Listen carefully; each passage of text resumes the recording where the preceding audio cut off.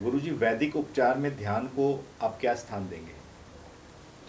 उपचार की जब आप बात करते हो तो उपचार होता क्या है? हमने कभी सोचा? प्रकृति और विकृति। जब आप विकृति में हो तो आप अस्वस्थ हो, चाहे आपकी आत्मा अस्वस्थ हो या आपका शरीर अस्वस्थ हो। दोनों में से कुछ भी अस्वस्थ हो सकता जी। है। आत्मा अस्वस्थ है कि शरीर अस्वस्थ है? जो भी अस्वस्थ है वो विकृति में हो, प्रकृति में नहीं हो, तो इसलिए अस्वस्थ हो। नहीं तो अस्वस्थ वो हो ही नहीं सकता। अगर आप प्रकृति के साथ चल रहे हो, अब आपने बात करी वेद की। अब वेद क्या है? वेदों की डेफिनेशन जो होती है वो होती है जो श्रोत्र, उच्चारण। वेद की किताबें नहीं हैं कि लिखी गई हैं किताबें, कहीं पर भी कोई टेक्स्ट रिकॉर्डेड नहीं है कि वेद आप जैसे समझते हो ना कि लिखा हुआ है कुछ, तो वेद लिखा हुआ नहीं होता है। वेद एक उच्चारण है, वेद एक ध्वनि है, एक शब्द है, बस। और वो शब्द क्या है? वो शब्द जो है वो एक फ्रीक्वेंसी है, एक फ्रीक्वेंसी है बस। अलग अलग मंत्रों को जैसे आपने बनाया गया है जी। मंत्र क्या होते हैं? जो देव और देवी का शरीर होता है वो मंत्र के अंदर होता है। तो जब मंत्र का सही उच्चारण होता है तो क्या होता है? वो जो शरीर होता है देव और देवी का, वो शरीर प्रकट हो जाता है। और जब तक वो शरीर प्रकट ना हो तो कोई भी मंत्र निष्फल होता है। मंत्र जब फलित क्यों होगा? अगर वो प्रकट होगा तो फलित है, अगर प्रकट ही नहीं है तो वो निष्फल है। तो वेद आपने बोला, वेद मंत्र है, ध्वनि है। जी। उनकी ध्वनि से, वेदों की ध्वनि से क्या होता है? आपकी जो आत्मा है और आपको जो शरीर है वो प्रकृति की तरफ आता है, विकृति से। ये साइंस है। अगला सवाल है गुरुजी, आयुर्वेद ध्यान मंत्र के साथ उपचार की प्रक्रिया पर आधुनिक जगत को कैसे लाया जाए? क्या ये इतना आसान है? पहले तो आयुर्वेद जो है, अब जब आयुर्वेद की आप बात करते हो तो आयुर्वेद में आप कोई भी चीज़ उठा लो, कुछ भी ले लो, तो अब वो बूटियाँ हैं ही नहीं। जैसे एग्जांपल आपको देता हूँ, महानारायण तेल होता है जो शरीर पे जब कभी चोट लग जाए इंटरनल, तो उस पर रगड़ा जाता है। अगर वो बूटियाँ ही नहीं है तो तेल कैसे बनाओगे? महानारायण तेल क्या थोड़ी हो गया। एक छोटा सा एग्जांपल आप और देखो कि जैसे जो बड़ी बड़ी कंपनियां हैं जो बनाती हैं आयुर्वेद के प्रोडक्ट्स, उसके अंदर डालती है सोडियम बेंजोएट, सब में होता है। और सोडियम बेंजोएट जो होता है वो कार्सिनोजेनिक होता है। तो आयुर्वेद कहाँ रह गया? जी। पहले को आयुर्वेद तक ज़्यादा तो ढूंढ लो जो आयुर्वेद को आयुर्वेद की तरह लेके चले। वो उनको बना के आप काउंटर की तरह नहीं, आप मेडिसिन नहीं बोल सकते उनको, आयुर्वेद की मेडिसिन नहीं होती हैं। आयुर्वेद में क्या होता है? प्रकृति और विकृति। तो अगर आपको सामान्य जीव को आयुर्वेद की तरफ लेके आना है तो आप ला सकते हो, मगर उसके लिए पहले आपको वो ज्ञान देना ज़रूरी होगा। वेद जो है, वेद किसके मुख से उनका उच्चारण हुआ, और आयुर्वेद जो है किसके हाथ से वो टॉनिक गया। ये दोनों चीज़ें बहुत इंपॉर्टेंट है। वही दवाई, अब ये आयुर्वेदिक ज़्यादा खड़ी है इतनी बड़ी, डॉक्टर स्मिता जो है, अब इनसे पूछ लो बता देगी कि किसके हाथ से वही चीज़ जो है वो कमाल कर देती है, और वही चीज़ वो चलती नहीं है। तो वो ज्ञाता, जब तक वो ज्ञान नहीं होगा, जब तक इसका जो बिजनेस जो कमर्शलाइजेशन बंद नहीं होगी, इसे आप कमर्शलाइज कर नहीं सकते। क्योंकि जहाँ आपने इसके साथ माया जोड़ दी तो क्या होगा? उसका इफेक्ट ही खत्म हो जाएगा। तो जो उसका इफेक्ट ही नहीं होगा तो फिर आप क्या करोगे? अच्छा गुरुजी, अगला है मंत्रोच्चार द्वारा जो उपचार होता है उसका परिणाम बहुत धीमे धीमे होता है। अगर जो साधक की साधना कमज़ोर हो जाए तो ऐसे में क्या किया जाए?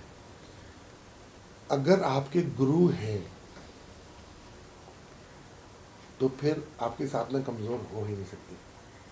साधना कमज़ोर कहाँ होती है? जहाँ गुरु नहीं होते। गूगल पे से। गूगल से हो जाता है। जब गुरु ही नहीं है वहाँ साधना कैसे, आप मेरे को बताओ। क्योंकि अगर गुरु ने कोई शक्ति आपको दी है, ये ना अब बड़ी भ्रांतियाँ फैली हुई हैं। मंत्र क्या होता है?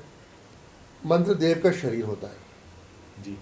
और देव का शरीर क्यों प्रकट होगा? जब किसी के पास उस देव की सिद्धि होगी। और सिद्धि कैसे होगी?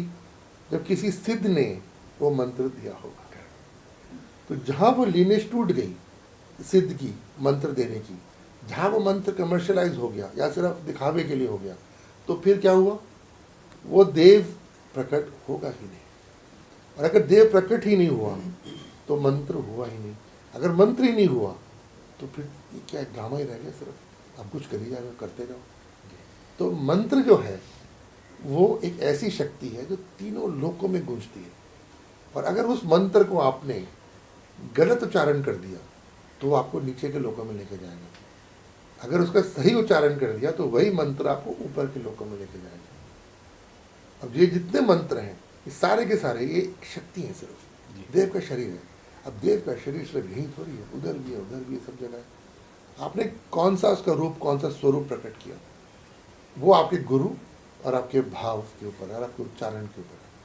तो उच्चारण लिया जाता है गुरु से। बिना गुरु के तो जर्नी बेकार है, कोई फायदा नहीं चलने का इसमें। अच्छा गुरु जी, अगला सवाल है, एलोपैथी में इस तेज युग में हर व्यक्ति को इंस्टेंट रिजल्ट चाहिए, इसलिए वो एलोपैथी के पीछे भाग रहा है। आपके विचार से आप इसके ऊपर क्या कहना चाहेंगे? नहीं, एलोपैथी जो है वो जो क्रिएट हुई है वो मॉडर्न डे की बीमारियों के लिए क्रिएट हुई है। जैसे अंग्रेज जब आए थे तो जिसको आप बोलते हैं ना small pox, correct, small pox बोलते हैं ना, चेचक। उन्होंने क्या देखा कि जो गौशालाओं में काम करते हैं लोग, ये रिसर्च है पूरी पूरी, इनका पेपर्स पढ़ो, जो गौशालाओं में काम करते हैं जो लोग, उनको ये बीमारी होती ही नहीं। तो उन्हें क्या लगा कि ज़रूर गाय के खून के अंदर कुछ है। उन्होंने गाय का खून निकाल के वो टीके बना दिए। और जब वो टीके बनाए 8 मिलियन लोग, 80 लाख लोग इस देश में मरे, वो टीके लगा दिए। जीनेटिक्स ही चेंज कर दिया, जीन्स ही चेंज कर दी सारी। तो आपने जो बात करी, ये रिसर्च है, आप पढ़ लो, कहीं आपको अगर बात नहीं समझ आ रही तो पढ़ लो। तो आप जो बात करते हो कि एलोपैथिक दवाई की, अब वो जो गोलियां आप खा रहे हो उसकी जो कवरिंग है वो गाय से बनी हुई है, गाय की हूफ से बनी हुई है। तो आप मेरे को बताओ कि वो जो दवाई आप खा रहे हो वो सिर्फ अंदर जाके मार रही है, वो ठीक क्या कर रही है? मुझे यहाँ बताओ, या सप्रेस कर रही है या मार रही है? और मारते हुए डिफ्रेंसिएशन कोई नहीं है। आप कोई भी ड्रग लेते हो, एंटीबायोटिक लेते हो, तो एंटीबायोटिक से डिफ्रेंशिएट करते हैं कि भाई इसके लिए है और उसके लिए नहीं है, नहीं करते ना डिफ्रेंशिएट। तो आप गोली आप खा रहे हो और आप कह रहे हो कि मैं वेजिटेरियन हूँ, तो गौ हत्या कर रहे हो। बहुत बड़ी बात है ये, आप गौ हत्या कर रहे हो, उसमें आप पार्टिसिपेट कर रहे हो अगर आप गोलियाँ खा रहे हो तो इस तरह की। तो अगर आप बात करते हो एलोपैथिक की, एलोपैथिक एक ऐसी प्रक्रिया है जिसमें सबसे जो उसका इंपॉर्टेंट टूल है वो है सर्जरी। और सर्जरी में जो है वो सुश्रुत की दी हुई है, सारी वही प्रणाली चलती आ रही है। तो इसमें नया कुछ नहीं है, सिर्फ कुछ जहर डाल दिए गए जो बॉडी में जाते हैं और अपना काम करते हैं। हाँ, मॉडर्न डे की बीमारी होगी, आपको सुबह ऑफिस जाना है, आपको रात को बुखार चढ़ा हुआ है, तो भैया सुबह ऑफिस कैसे जाओगे? चल 2 गोली खा ले, सुबह ऑफिस चला जाइए। मगर उस गोली ने क्या किया था? हमारे इस टाइम के सबसे फिट आदमी को पता है कौन थे? सबसे फिट, जब वो 30 वर्ष के थे तो उनकी एक इंटरव्यू हुई थी, बीबीसी ने की थी, बीबीसी लंदन ने।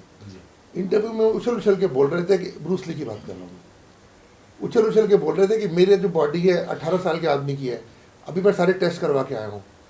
इंटरव्यू करी, 3 दिन के अंदर अंदर एक सिर दर्द की गोली खाई और चले गए। एक सिर दर्द की गोली खाई और चले गए। अभी साइड इफेक्ट्स आपको बताता है कोई नहीं, क्योंकि आप शॉर्टकट चाहते हो हर चीज़ का। अब शॉर्टकट अगर आप करोगे, अगर एंटीबायोटिक खाओगे तो उसके साथ कीड़े मरेंगे, जो अंदर आपके शरीर के कीड़े भी तो मरेंगे। आपका पेट का सत्यानाश तो होगा कि नहीं होगा? किडनी का, लिवर, सब कुछ होगा। आप अगर ये वाली जो बुखार की दवाई है आप खाली पेट खा लो, आपका किडनी फेल हो जाएगा। अब इस पर रिसर्च करो, मैं बताया तो आपको, आपका किडनी फेल हो जाएगा। अगर आपने खाली पेट आपने बुखार की अगर दवाई खा ली तो नहीं खा सकते। तो इस तरह से दवाइयों के साइड इफ़ेक्ट्स बहुत स्ट्रांग है। मगर मॉडर्न डे में अगर आपने जीना है, मॉडर्न लाइफ में अगर आपने जीना है, तो जो प्रणाली है उसको तो आपको फॉलो करनी पड़ेगी। तो उसको आप फॉलो करो उस प्रणाली को। और मॉडर्न डे, अगर मॉडर्न लाइफस्टाइल में आपने जीना है, अगर आपने रात को सोना ही नहीं है और सुबह सुबह आपने उठना है 11 बजे 12 बजे, तब पूरा सूरज जब सिर के ऊपर होते हैं, और आपने खाना पीना आपने स्पेशल डाइट्स लेके चलना है जिसमें होता ही कुछ नहीं है, और ये आपने सब बकवास खाना है, और गाय का आपने मांस तरह तरह से खाना है, या तो केक पेस्ट्रीज में हम बात कर रहे थे, या पिज्ज़ाज में केक पेस्ट्री भी बिना उसके नहीं बन सकती, दवाइयाँ उसके बिना नहीं बनती, साबुन उसके बिना नहीं बनते, लंबी लिस्ट है। गौ हत्या में आपने पार्टिसिपेट करना, आपको मैं हेल्दी हो जाऊँ, वो तो आप नहीं हो सकते ना। जी, मार्शल आर्ट को वैदिक रूप कैसे मिला, या ये हमारे प्राचीन संस्कृति की ही संसार को देन है? मार्शल आर्ट्स जो है ना, वो वैदिक रूप मिला नहीं, वो वेदों से गया हुआ है। हाँ, वेदों से मिला। हाँ, वो बौद्ध धर्म थे, एक यहाँ के बड़े फेमस राजा के बेटे थे, जी, तो उनको ये शक्ति जो थी जो गिफ्टेड थी मार्शल आर्ट्स की, तो वो चाइना गए थे, शाओलिन टेम्पल। तो वहाँ जाके उन्होंने 13 या 18 मंक्स को इसकी ट्रेनिंग दी थी। वहाँ पे उस वक्त वाइल्ड टाइम था। एक दफ़ा 2000 लोगों ने अटैक कर दिया उस टेम्पल के ऊपर, 18 मंक्स ने उनको पूरा का पूरा पीछे धकेल दिया, सिर्फ 18 थे। तो तब से ये एकदम से फैलना शुरू हो गया। आज भी बोधि धर्म की जो मूर्ति है वो शाओलिन टेम्पल में लगी हुई है, उसको बिना नमस्कार करे, बिना प्रणाम करे हुए आगे आप बढ़ नहीं सकते। जी, तो कितनी बड़ी बात है। आपने उसको बना दिया कि तो चाइना ने दे दिया। चाइना ने क्या दे दिया आपको? आपको सबको पता है चाइना ने क्या दिया आपको। कुछ भी बात तो है नहीं चाइना ने क्या दिया आपको। आप कहते हो मार्शल आर्ट चाइना ने आपको दे दिया। कहाँ से मार्शल आर्ट चाइना ने आपको दे दिया? सब तो कलारी पट्टू से गया हुआ है आपके, तो साउथ का हमारा मार्शल आर्ट जी, है। बाकी वैदिक मार्शल आर्ट्स है। वैदिक मार्शल आर्ट जो है सारा वेदों में से निकला हुआ है। जो पुराने जितने भी राजा लोग थे उनकी ट्रेनिंग इसमें होती थी सारी की सारी। हाँ, गदा तलवार सब। इसका नहीं, ये सिर्फ वो नहीं होता कि आपने उठा के मारना पीटना शुरू कर दिया। ये जो मार्शल आर्ट है इंटरनल स्ट्रेंथ है, आपके अंदर कितनी स्ट्रेंथ है, कितनी स्ट्रेंथ आपने डेवलप करी है अपने अंदर। अब जैसे ये वीडियो है, अगर आप देख सकते हो उसको, तो ये 2 इंच पुश का है। अब मेरी 60 साल की करीब उम्र है, कोई जवानी तो नॉर्मल आदमी के हिसाब से तो रही नहीं। तो अब आप किसी भी जवान को खड़ा कर दो, मैं सिर्फ यूँ टच करूँगा। अब बोलोगे खड़ा होने को तैयार है, बाहर बहुत सारे बैठे हुए हैं, अगर वो 2-3 लोग उड़ते हुए नहीं गए तो ये इंटरनल स्ट्रेंथ होती है। और क्या होता है, जबकि दिन में एक टाइम ही खाना खाता हूँ मैं, थोड़ा सा जो मिल गया उसके बाद एक्सरसाइज भी करने का समय नहीं होता। ये मार्शल आर्ट्स की ट्रेनिंग है, मैंने 40 साल करी है। अगला सवाल है कि सांस लेना का सही तरीका और इसका महत्व कितना है, सांस जो हम लेते हैं। देखो मेडिकली अगर आप सांस की बात करोगे, एक्सचेंज ऑफ गैसेस बोलते हैं। आपने श्वास अंदर खींचा, आपके यहाँ एल्वेलाई सैक्स होते हैं लंग्स के अंदर, वो भरते हैं। अगर आपने बाहर छोड़ा तो वहाँ एक्सचेंज ऑफ गैसेस होता है, ऑक्सीजन बनती है, आपने वो बाहर छोड़ देते हो, उसके अंदर रेजिडुअल थोड़ा रह जाता है। वो जब अंदर रह जाता है तो फिर वो अस्थमा वगैरह बीमारियाँ क्रिएट करता है जो आप एक्सपेल नहीं कर पाते। तो उसका आप परिणाम करने शुरू करते हो, तेज़ तेज़ तेज़ सांस लेना शुरू करते हो, जो कि नहीं लेना चाहिए। तो उससे क्या होता है, आपका ब्लड प्रेशर बढ़ जाता है, फिर उसके लिए दवाइयाँ खानी शुरू कर देते हो आप। तो अगर आप सही तरीके की बात करते हो श्वास लेने की, तो श्वास और प्रश्वास जो होता है वो होना चाहिए 1:2 की रेशियो में। कि आपने श्वास लिया, और श्वास आपका छाती से नहीं होता, श्वास आपका यहाँ से होता है, नाभि से होता है। क्यों? क्योंकि जो लंग्स हैं, अब पेट में हवा नहीं जाती है, लोग होते हैं पेट में हवा भरो, पेट में हवा नहीं जाती है। आपने जब श्वास अंदर लिया यूँ करके, तो क्या हुआ, लंग्स में नीचे की साइड खिंच गए। जी, जब नीचे खिंच गए तो जैसे इलास्टिसिटी होती है यूँ खिंच गए, और जब बाहर लिया तो यूँ छूटे, यूँ करके वापस आए। तो फिर वो जो भी रेजिडुअल है जिसको आप लोग बोल रहे हो, वो उसमें से बाहर निकल आती है फिर आपकी, तो अंदर फिर रहती नहीं है। तो वो फिर गंदी हवा अंदर तंग नहीं करती, बीमारियाँ नहीं उससे होती फिर अंदर। तो आप पेट से एक लंबा डीप ब्रेथ लेके और नॉर्मल 1:2 की रेशियो में आप दिन में वैसे ही श्वास ले सकते हैं, मगर दूषित हवा में नहीं। अगर दूषित हवा में लोगे तो बीमार पड़ जाओगे। ये नॉर्मल प्रोसेस श्वास प्रश्वास का यही होना चाहिए। प्राणायाम और प्राणों की रक्षा, कृपया इस विषय पे कुछ कहें। अब प्राणायाम क्या होता है पहले बताओ मेरे को। चलो, इनहेल एक्सेल। नहीं, वो प्राणायाम नहीं। अब यहाँ मैं कहता हूँ ना, बाहर जाके मैं बहुत कुछ सीखता हूँ अब जैसे लोगों से। प्राणायाम जो होता है श्वास से, उसका मतलब ही कोई नहीं है। अच्छा, प्राणायाम का श्वास से तो मतलब ही कोई नहीं है। प्राणायाम शब्द का अर्थ होता है प्राणों को नमन। और प्राण जो होते हैं वो आपके प्राणवायु से है, और प्राणवायु जो होती है सिर्फ आपकी हवा से नहीं आती है, अच्छा। खाने से भी आती है, टच से भी आती है, दृष्टि से भी आती है, ध्वनि से भी आती है, सारी प्राण वायु जगह जगह से आपके अंदर आती है। तो प्राणायाम जो होता है, प्राणों को नमन करा आपने, अवेयरनेस। हवा से मतलब नहीं है। जो प्राणायाम की हाईएस्ट फॉर्म है वो तो कुंभक है।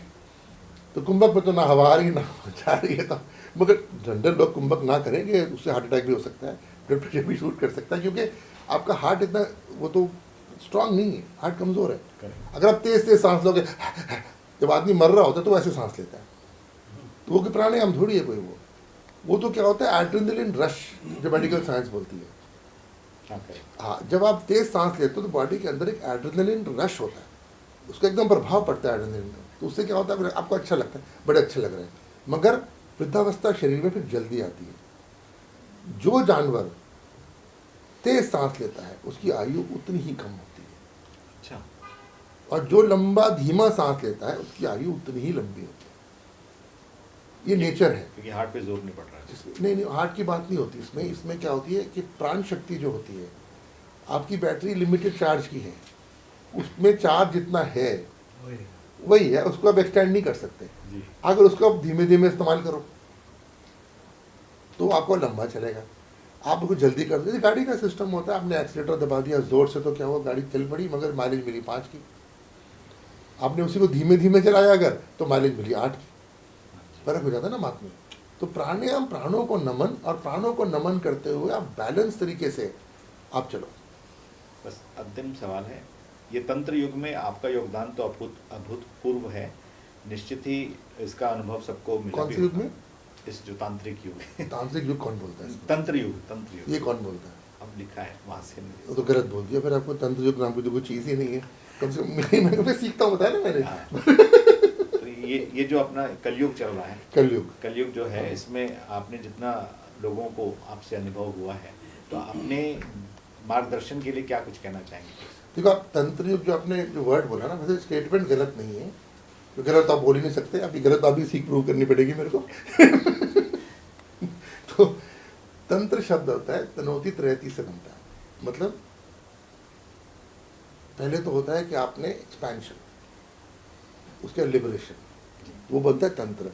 तंत्र का मतलब होता है कि शॉर्टकट, कि आपने जो चीज़ लंबे समय में करनी थी तो आपने छोटे में कर दी, क्योंकि कलयुग में इंसान की आयु कम है, तो इसलिए एक शॉर्टकट दे दिया गया है। वो तंत्र जो होता है वो ऑकल्ट प्रैक्टिसेस नहीं होती हैं। ये लोगों को मारना पीटना, ब्लैक मैजिक करना, ये सब तंत्र नहीं होता है।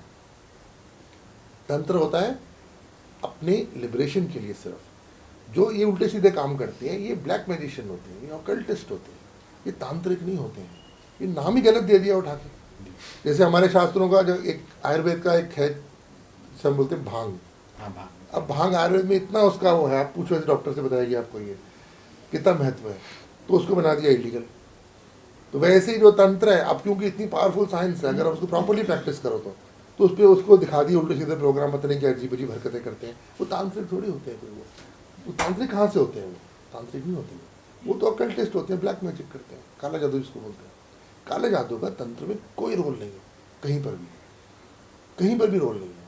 तो अगर आपको इस साइंस को डेवलप करना है तो मेरी आपको एडवाइस है कि सबसे पहले आप एक गुरु ढूंढो, और गुरु वो ढूंढो जो माया के बंधन से परे हो, जिसके पास स्वयं मंत्रों की सिद्धि हो, जो प्रत्यक्ष कर सके अप्रत्यक्ष को। सारा सब्जेक्ट क्या है? ये सब कुछ ब्रह्मांड में है, मगर अप्रत्यक्ष रूप में है, प्रत्यक्ष रूप में नहीं है जी। तो अप्रत्यक्ष से जब आप प्रत्यक्ष करते हो किसी चीज़ को तो क्या होता है? अप्रत्यक्ष से आप प्रत्यक्ष करते हो किसी चीज़ को तो क्या होता है? साक्षात्कार होता है। साक्षात्कार होता है, और वही साक्षात्कार आपको आत्मा साक्षात्कार की तरफ लेके जाता है। और यही पूरी साइंस है, और ये गुरु ही कर सकता है, और वो गुरु कर सकता है जिसके पास ये सिद्धियाँ हो, और जो माया के बंधन से स्वयं मुक्त हो। जो टिकट लगाए, फीस लगाए आपकी हर चीज़ के ऊपर, वो समय नष्ट करने वाली बात है। सर अंतिम सवाल, क्योंकि इसमें नहीं है वो, लेकिन जितने देर आपसे मिला तो पता चला ध्यान फाउंडेशन और जो गौ रक्षा के लिए बहुत काम कर रहे हैं, इसके बारे में क्या कहना चाहेंगे? जनता उसमें किस तरह भाग ले सकती है? पहले तो आपकी प्रशंसा है कि आप बैठे हुए हो सुबह से मेरे को टॉलरेट कर रहे हो। मेरे को टॉलरेट करना इतना आसान काम नहीं है। मैं मजाक नहीं करता, मैं सीरियसली बोलता हूँ। मेरे को टॉलरेट करना इतना आसान काम नहीं। आधे घंटे मेरी बात अगर सुन रहे हो बहुत बड़ी बात, आप तो 5 घंटे सुन रहे हो बैठ। तो ध्यान फाउंडेशन की जो बात है ना, वो हरि कार्य में है। किसी भी गुरु, कोई भी गुरु होगा तो उसको हरि कार्य में ही चलना है। अगर वो हरि कार्य में नहीं चलता है तो गुरु की श्रेणी में नहीं आता है। जी। और उस श्रेणी में आने के लिए ये गौ रक्षा का काम अत्यंत आवश्यक है, जीव दया का काम अत्यंत आवश्यक है। जो हमारे जैन भाई बैठे इनसे पूछो कि जीव दया के बिना तो इनका चल ही नहीं सकता, काम ही नहीं चल सकता, कितना ये लोग करते हैं। क्यों? अगर जीव दया नहीं है, अगर आपने किसी पे दया नहीं करी तो आप पे वो परमात्मा दया नहीं करेगा। ये मत भूलना इस बात को। अगर आपने किसी भूखे को देख के उधर मुंह कर लिया, किसी को तड़पते देख के उधर मुंह कर लिया, किसी को कष्ट में देख के उधर मुंह कर लिया, तो भगवान भी एक दिन आपको कष्ट में देख के उधर ही मुंह कर लेगा, जितना मर्जी पूछा फाट कर लो। जीव दया बन जाता है बेसिस, उसके बिना तो कुछ है ही नहीं। तो जीव दया अगर आप करते हो तो आपको कोई रोक नहीं सकता। तो ध्यान फाउंडेशन जो है, बेसिक हमारा जो है, जो प्रैक्टिस हमारी यज्ञ भी हैं, आप यज्ञों के मैनिफेस्टेशन देखो, सारी देवी देवता प्रकट होते हैं, हीलिंग साइंसेस है, वैदिक मार्शल आर्ट्स है, मगर इसका जो बेसिस है वो जीव दया है। तो आप इसमें जुड़ो जीव दया में, तो आपका भी भला होगा, आपके परिवार का भी भला होगा और आपके आने वाले जन्मों का भी भला होगा। हर हर महादेव।